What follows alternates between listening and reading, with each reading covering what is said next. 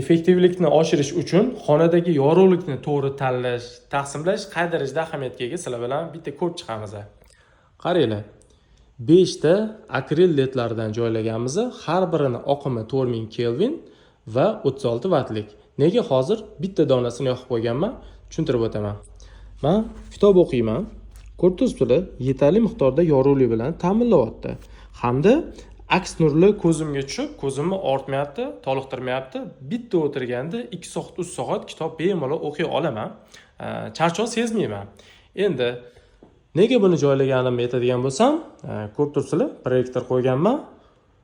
Aks holatida men maksimal effektivlikka erishishim kerak. Shu bois mana buni yoqaman-da, buni o'chiraman.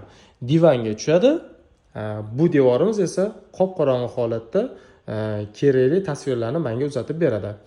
Agar Umurbek kitob o'qiyman yoki kompyuterda ishlayman deydigan bo'lsa, bemalol bu joyga ko'chib oladi va klaviaturalarni, harflarni bemalol ko'radi.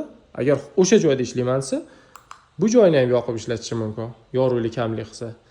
Agar biza ko'pchilik bo'lib suhbat uyushtirmoqchi bo'lsak, yo bo'lmasam doskani qo'yib qo'yib nimani tushuntirmoqchi bo'lsam, mana yorug' qilaman-da, xona maksimal yorishdi.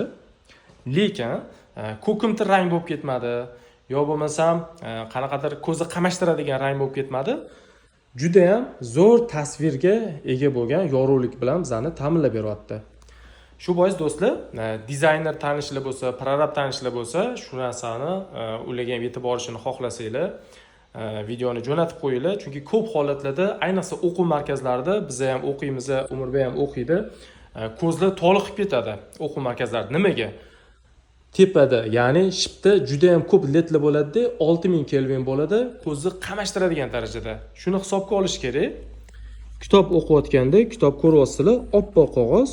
Bundan o'ziga yarasha aks nurlarni ko'zga uradi. Shu sababli ham toliqish, ko'z og'rishi, qamashishi holatlari ko'p bo'ladi.